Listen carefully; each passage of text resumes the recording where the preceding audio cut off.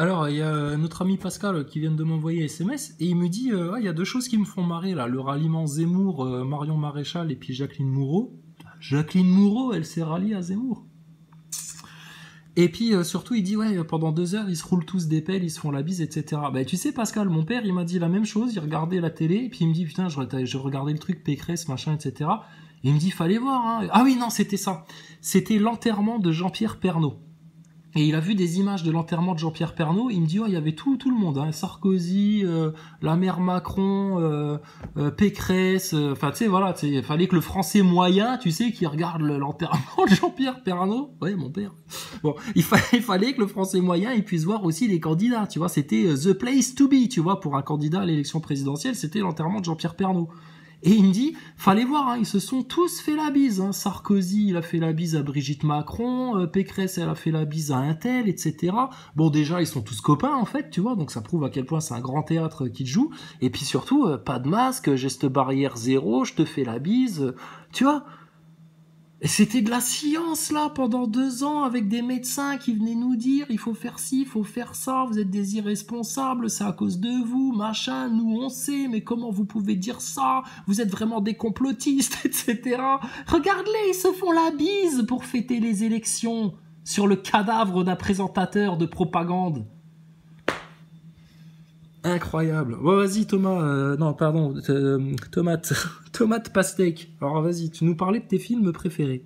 Ça des trucs parce qu'après je me dis nous on va les réaliser Ah oui. dans quelques années. Un trou noir, alors déjà premièrement moi j'y connais pas grand chose parce que encore une fois c'est loin, mais c'est un endroit où en fait un trou noir, alors déjà premièrement moi j'y connais pas grand chose parce que encore une fois c'est loin, mais c'est un endroit où... J'y connais pas grand chose parce qu'encore une fois c'est loin. Mais je sais pas, t'es astronaute ou t'en as rien à branler de l'espace en fait, ça t'intéresse pas l'espace, les trous noirs, les tailles des planètes, les soleils gigantesques qu'on peut trouver dans l'univers, les galaxies, les tailles des galaxies. Ah non, toi tu t'en branles toi. Toi t'es là, t'es juste là pour faire l'acteur. J'y connais rien parce que c'est loin. Ah bah écoute, moi j'y connais rien à ce moment-là à ce qui se passe en Ukraine parce que c'est loin, voilà. Hein, et puis démerdez-vous en fait. Puis j'y connais rien non plus à ce qui se passe le 11 septembre aux États-Unis parce que les 2 tours jumelles, c'est loin. J'y connais rien. Je sais pas moi. Je m'en fous. Démerdez-vous.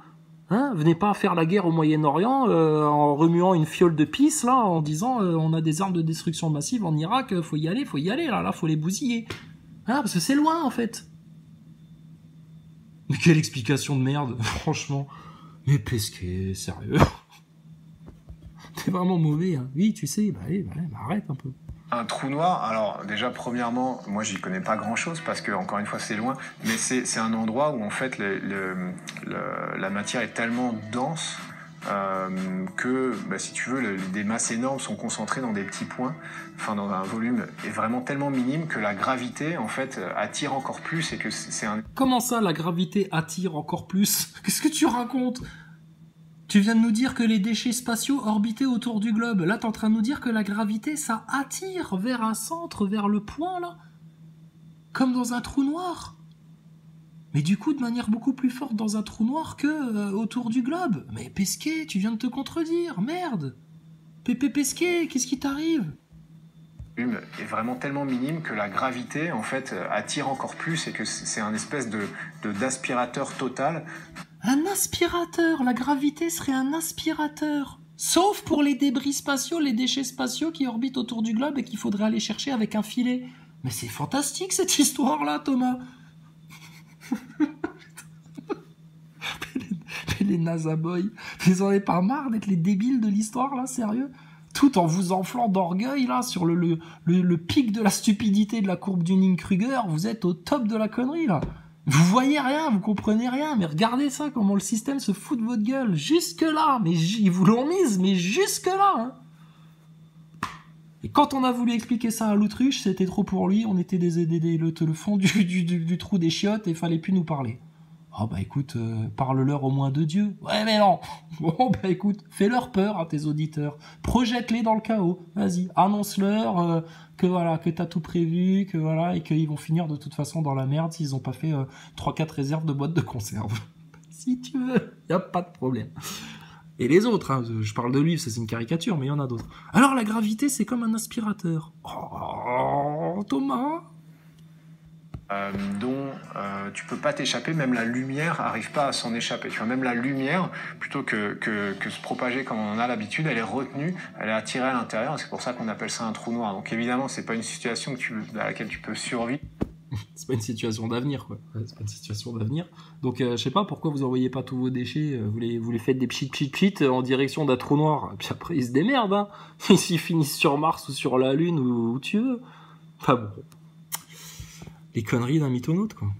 Mais heureusement, on a la chance qu'il y en a pas qui soient à proximité de nous. Pour l'instant, tant mieux. Ah, attention, ça peut arriver. Il veut quand même que t'aies un peu peur, hein. Pour que tu lui donnes des sous, pour qu'il puisse te trouver des solutions. Vous n'arrivez déjà pas à éviter une 3e guerre mondiale. Qu'est-ce que tu veux faire contre un trou noir, Thomas? T'es déjà un trou noir à toi tout seul. Oh, punaise. T'as un aspirateur à con, toi. T'as la gravité attire con, toi. Tes commandes ne répondront pas ici. Oh, mince. Ah, les commandes répondent plus. Houston à la base. Ah, qu'est-ce qui se passe? J'ai la tête dans un aquarium. Je me sens comme un poisson rouge dans un bocal, chef. Ouh. Attention, des séquences sexy dans l'espace. Thomas Pesquet, ses petits plaisirs au chocolat. Ah, ça va vite quand même, hein. Qu'est-ce qui s'est passé là dans l'espace? Qu'est-ce qui s'est passé? Allô, Houston à la base. Houston. Voilà, c'est le moment où donc il passe dans un trou de verre, je pense wormhole en anglais. Et ça, c'est une idée aussi, c'est que tu puisses faire communiquer 2 endroits de l'univers. C'est des concepts un peu compliqués, mais moi, j'y comprends rien la plupart du temps. Hé, les NASA Boys! Thomas Pesquet, il sait même pas t'expliquer un trou de verre. C'est quand même fou, ça. Même lui, il y comprend rien. Oui, il est acteur. Voire même tout le temps, mais c'est des concepts un peu compliqués, mais moi j'y comprends rien la plupart du temps, voire même tout le temps, mais c'est... Il te dit ça avec le sérieux d'un JQ, tu sais, l'homme moderne. Même moi, j'y comprends rien la plupart du temps, enfin plutôt tout le temps, même d'ailleurs, je comprends rien. Thomas, franchement, t'es astronaute. Non, oublie, ça n'existe pas, ça c'est pour les enfants. Mythonaute, là t'es moyen. Mais alors en comique, franchement, moi, il y a des 3 dernières années, il y a personne qui m'a autant fait rire que toi. T'es mon comique français préféré. Je te garantis, Thomas, sur ta chaise roulante avec ta télécommande, là, manquerait plus qu'à la fin de la séquence, tu nous lâches la télécommande façon Marshburn, là, qui joue avec son stylo, que tu nous lâches la télécommande et que tu la cherches en l'air, comme ça, tu sais, et puis que tu fasses, ah oui, c'est vrai, je suis revenu sur Terre, il y a une gravité, et alors là, je te remets la Palme d'Or, le César, tout, la Légion d'honneur, non, ça t'aura pas, ça. Mais alors, il l'a déjà, oh, c'est possible, tu sais, on est à l'ère Macron, hein, tout est possible. Mais franchement, Thomas, t'es drôle, qu'est-ce que t'es drôle. C'est qu'au bout d'un moment, le temps, la matière, c'est des choses qui sont liées, c'est pas des choses indépendantes. Donc si tu comprends... Ah ouais, la théorie de la relativité d'Einstein, quoi. D'accord. Et ensuite? La matière infiniment et la lumière, après, au bout d'un moment, tu commences à compresser le temps et du coup, tu peux te déplacer, mais tu te déplaces aussi quelque part un peu dans le temps et c'est ce qui leur arrive dans le film. Là encore, on est très très loin, on sait pas du tout utiliser ce genre de choses, mais c'est des possibilités. Si. Les portails, ça existe, hein. Va demander au CERN à quoi ils jouent avec le grand collisionneur. Ils ouvrent des portails. Mais pas pour aller au fin fond de l'espace. Non, juste une autre dimension, autre chose. Pour voir, pour ouvrir des mondes, voir comment ça se passe. Si, on sait faire.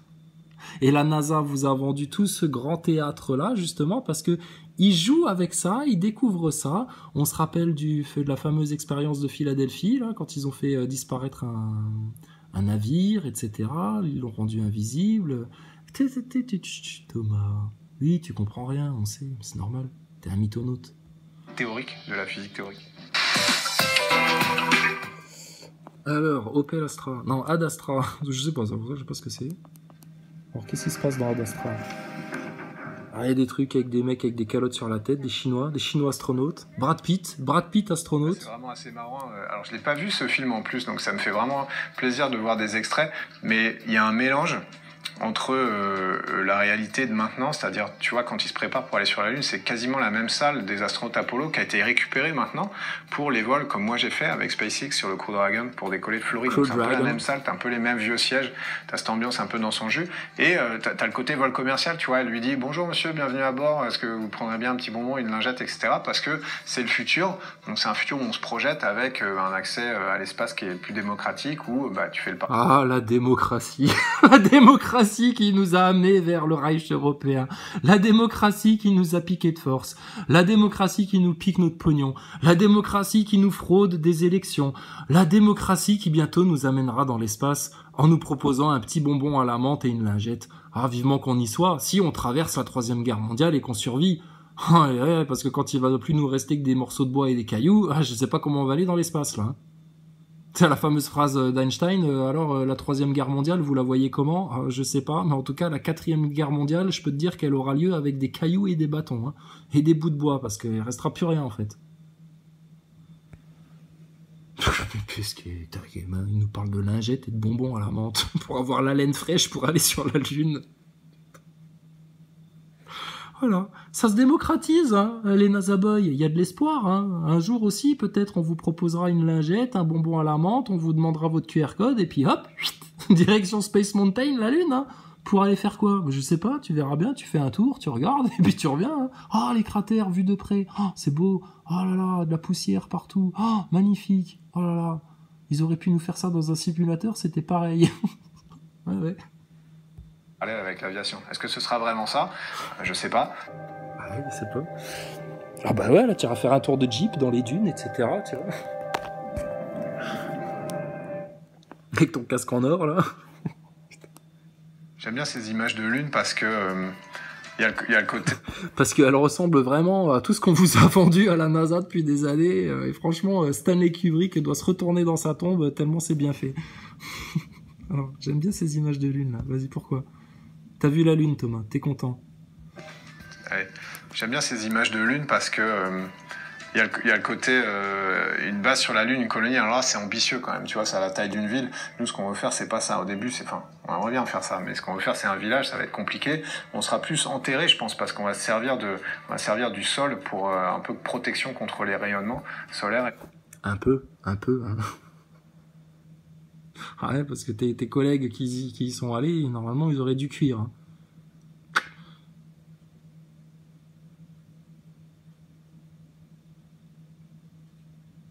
Donc plutôt enterré, alors. Ouais, enterrez-vous sous terre. Des radiations, donc ce sera un peu plus troglodyte que ça. Des radiations. Monsieur le troglodyte. Des radiations sur la Lune. Oh, sans déconner. Et comment vous les avez bloquées, ces radiations, avec vos combinaisons? C'est fou, ça. Et ça n'a pas détérioré les commandes du module, etc. Oh, incroyable. Par contre, il y a des choses qui sont réalistes. J'aime bien le ciel complètement noir parce que la Lune, en fait, quand c'est au soleil, ça réfléchit beaucoup de lumière, donc c'est très brillant. Donc quand t'es un peu ébloui par ça, les appareils photo... T'as vu ça? Il t'en parle comme s'il y était allé, hein. Ce qui prouve bien que quand il te raconte des trucs qu'il a soi-disant vraiment fait et qu'il te les raconte de la même façon, tu peux pas être sûr qu'il les a vraiment faites. Ah oui, parce qu'il te raconte ça de la même manière. C'est un menteur. C'est un acteur. Et quand c'est au soleil, ça réfléchit beaucoup de lumière, donc c'est très brillant. Donc quand t'es un peu ébloui par ça, les appareils photo, les caméras sont un peu éblouis par ça, tu peux pas faire... Un peu. Pourtant, ils ont fait des photos, même un film en direct live à la télé. Ils ont appelé Nixon en 69. Allô, président? Oui, ça y est, nous sommes sur la Lune. C'est un petit pas pour le foutage de gueule, mais un grand pas pour la manipulation globale. Allez-y, lancez les roquettes. On est parti, là. Vive la NASA. Youhou! Ah, on est ébloui, hein. Les appareils photo, les caméras, plus rien ne fonctionne. Et il te parle du haut de ses 2022, lui. Hein. En 69, pas de problème, hein, vas-y, hein, sors la caméra, je te fais le focus, luminosité, tac, parfaite. Allez hop, on mettra ça dans tous les livres d'histoire, dans toutes les écoles, dans tous les pays. C'est ça la mise en vérité. point pour voir les étoiles. Donc tu as l'impression que le ciel est super noir. Il n'est pas super noir, c'est juste que t'es ébloui. Enfin, il y a trop de contraste avec le. Oui, c'est juste qu'il faut que Hollywood colle avec les images que la NASA a vendues, hein, et puis qu'à l'époque, voilà. C'est bizarre que quand on a posé la question à Neil Armstrong et ses collègues quand ils sont revenus de la Lune, il y a un journaliste qui leur a dit la fameuse séquence. Alors vous aviez vu les étoiles sur la Lune et tout, ça devait être magnifique. Et ils savaient plus trop. Non, on voyait pas les étoiles. Je sais, non, effectivement, on voyait pas les étoiles. Tu sais, il y a un collègue qui lui confirme. Bah normalement, il aurait dû t'expliquer ce que toi t'es en train d'expliquer là. Bah non, c'est impossible en fait parce qu'il y a trop de lumière qui est réfléchie et du coup, on voit pas. Mais pas se poser la question, à se dire on les voyait ou on les voyait plus, je me rappelle plus. Attends, je me gratte la tête là. Qu'est-ce qu'il faut dire là pour que les gens nous croient? Putain, ça fait depuis les années 60 que toute l'humanité se fait niquer. Ça fait 65 ans. Pépé pesqué dans sa chaise roulante, qui te raconte ces histoires là, à bracadabrantesques. Et puis se balader en rover, aller voir des cratères, pour moi c'est bon, comme le mot c'était la magnifique désolation de la Lune, c'est un peu ça quoi. T'as un spectacle dingue où en même temps il y a qu'une couleur et puis il y a pas grand chose, mais c'est quand même beau quoi. Ouais, c'est un peu comme le paysage politique français. Hein. Il y a qu'une seule couleur, il y a pas grand chose, mais en même temps, waouh, putain, manipuler comme ça la tête des gens et puis les faire rentrer dans le sac, tout en les divisant, franchement, ouais, c'est beau. Hein. Ah, c'est beau, c'est très beau. Mais c'est quand même beau. Quoi. Bon, alors là, il se tire dessus au pistolet. Tu vois, ça c'est un truc qu'on espère on connaîtra jamais sur la Lune quand même parce que bon alors là on est dans un film encore une fois qui est... Alors apparemment il se tirait dessus au pistolet, tu sais, il se roulait derrière, donc t'avais Brad Pitt sur un rover de la Lune à 77 km/h, tu sais, en train de faire un rallye sur la Lune, un autre rover en train de le suivre, je sais pas, j'ai pas vu le film non plus, et puis il se tirait dessus au pistolet laser comme ça, course poursuite sur la Lune. Putain, les Américains, ils savent plus quoi inventer pour faire des films de merde. Mais alors, rallye sur la Lune et on se tire dessus. La course-poursuite lunaire. Quel film! Ah ouais. Franchement, ça mérite bien de prendre un pass sanitaire pour aller voir ça au cinéma. Mais alors, vas-y, donc qu'est-ce que t'espères? Qu'on se fera jamais la guerre sur la Lune? Oh, j'espère aussi, Thomas. J'espère que l'humanité sera pas assez folle pour un jour se faire la guerre sur la Lune, putain. Enfin, faudrait déjà qu'on y aille. Faudrait déjà qu'on y aille pour aller s'y faire la guerre. Hein, ce serait tellement dommage de bousiller tout ce rien, toute cette poussière, de faire des cratères encore parmi ces cratères. T'imagines? Oh, merde, la poisse quoi. Alors que sur Terre, entre Russes et Européens, on peut se servir des Ukrainiens pour déclencher la 3e guerre mondiale. Ça gêne personne, Thomas. Et puis alors là, on t'entend pas. C'est un scénario hollywoodien, mais même nous, ce qu'on veut faire, c'est pas militariser ces espaces-là. On essaye de... Il y a des lois, d'ailleurs, qui sont écrites sur la Lune, mais qu'on va essayer d'étendre à l'espace en général, à d'autres... Ils ont déjà des lois pour la Lune sur laquelle il y a ils iront jamais, ils sont jamais allés, mais ils ont déjà écrit des lois. Hein. Alors sur la Lune, on se fera pas la guerre. Sur la Lune, il faudra pas rouler à plus de 80 km/h en rover, sinon ça glisse dans la poussière. Sur la Lune, il faudra pas trop polluer, hein. C'est quand même, c'est pas bien. Mais sur la Terre, il y a des lois aussi. Mais alors là, vas-y, redonne-moi un bout de PQ parce que j'ai encore de la merde au fion. Vas-y, il faut que je m'essuie les pieds dessus. Qu'est-ce qu'il y a? Ouais, vas-y, brûle la loi. Ouais, piétine. Oh là là. Pourquoi faire la loi? Pourquoi faire? Nous empêcher d'accomplir notre nouvel ordre mondial transhumaniste sataniste. Mais pourquoi faire les lois? Mais t'inquiète pas, sur la Lune, il y en a. Et puis Thomas Pesquet, il te le dit en sortant l'index. Alors, c'est que c'est vrai. Et il lève les sourcils, il se fait des rides sur le front. Pour que tu le crois, Nazaboy.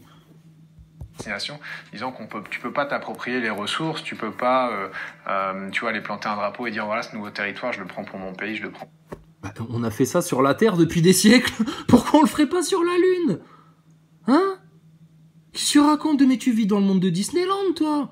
Bah, t'as un truc que je veux, t'as t'as la télécommande de la télé et moi je la veux, bah, je te plante un drapeau dans ton front et je te dis maintenant c'est moi qui décide, Mamour, ce qu'on regarde à la télé, c'est tout, c'est comme ça que ça marche.